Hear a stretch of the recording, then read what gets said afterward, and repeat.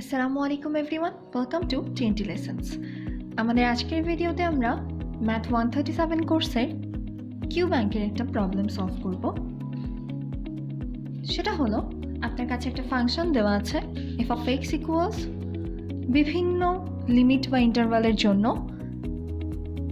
ফাংশনের ভ্যালু বিভিন্ন রকম, অর্থাৎ এটা একটা পিসওয়াইজ ফাংশন। এবার বলা হয়েছে x ইকুয়ালস π/2 পয়েন্টে সেই ফাংশনটা কন্টিনিউয়াস কিনা সেটা বের করতে হবে। তাহলে এটার জন্য আমরা প্রথমেই কি করব, কন্টিনিউটির যে তিনটা কন্ডিশন, অর্থাৎ f of π/2 ডিফাইন্ড কিনা, f of π/2 তে ফাংশনটির লিমিট এক্সিস্ট করে কিনা, আর এই লিমিটিং ভ্যালু আর ডিফাইন্ড ভ্যালু ইকুয়াল কিনা সেটা বের করব। তাহলে প্রথমে f of π/2 কত সেটা বের করা যাক। এখানে যে ফাংশনটি দেওয়া আছে সেটা অনুযায়ী ফাংশনের x এর মান যদি π/2 হয় তাহলে ফাংশন কোনটা কাজ করবে, 3 - π/2, অর্থাৎ এখানে হবে 3 - π/2 অ্যান্ড এটা ইকুয়াল আমরা ক্যালকুলেট করলে পাবো 1.429, অর্থাৎ আমরা বলতে পারছি f of π/2 is defined at point π/2। যেহেতু এটা ডিফাইন্ড, তার মানে আমাদের ফার্স্ট স্টেপ ডান। এবারে আমরা চলে যাব আমাদের সেকেন্ড স্টেপে। আমাদের সেকেন্ড স্টেপে আমাদেরকে বের করতে হবে π/2 পয়েন্টে এই ফাংশনটার লিমিট এক্সিস্ট করে নাকি না। সেটার জন্য আমরা অবশ্যই রাইট সাইড আর লেফট সাইড লিমিট বের করে দেখব। তাহলে প্রথমেই লেফট সাইড লিমিটের ক্ষেত্রে, অর্থাৎ π/2 এর চেয়ে ছোট যে কোনো ভ্যালুর ক্ষেত্রে, এবং সেটাকে যদি আমরা ধরে নিই তাহলে আমাদের কোন অংশটা কাজ করবে, tan π/2। তার কারণ এখানে সুন্দর মতো বলা আছে π/2 এর চেয়ে ছোট যদি হয় x, তাহলে f of x ইকুয়ালস হবে tan π/2। এখন আমরা জানি tan π/2 মানে sin π/2 by cos π/2। sin π/2 equals 1, cos π/2 equals 0, অর্থাৎ এটা একটা undefined form.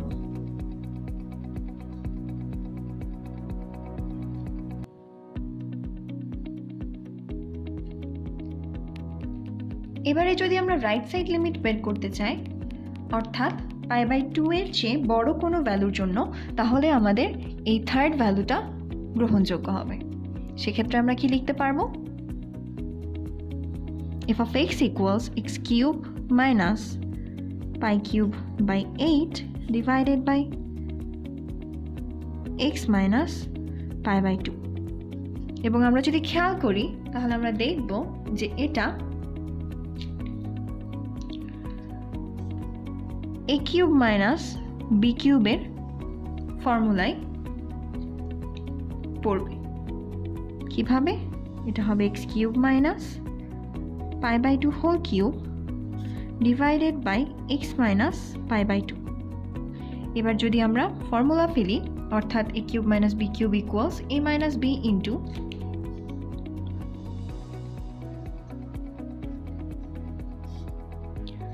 a square plus ab plus b square,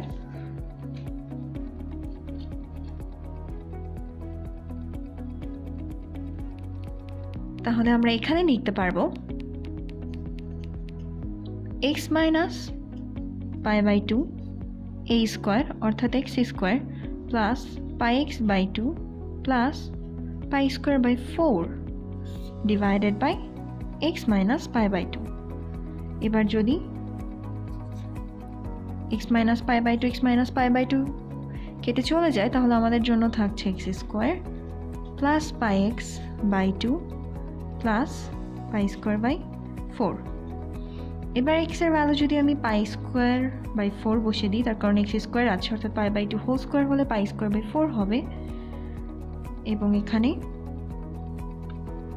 π²/4 plus π²/4, তাহলে আমরা বলতে পারছি এখানে 3/4 π², যার ভ্যালু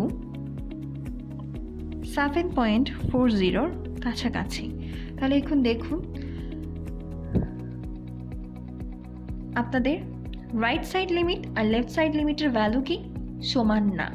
যেহেতু এরা সমান না, তার মানে আমি কি বলতে পারবো, লিমিট এক্সিস্ট করে না। limit does not exist. Limit যদি এক্সিস্ট না করে তাহলে আমাদের সেকেন্ড স্টেপে ইটস আ বিগ নো। তার মানে আমাদের থার্ড স্টেপ আর জাস্টিফাই বা ক্ল্যারিফাই করার প্রয়োজন নেই।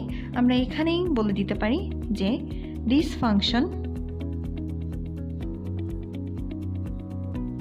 Is not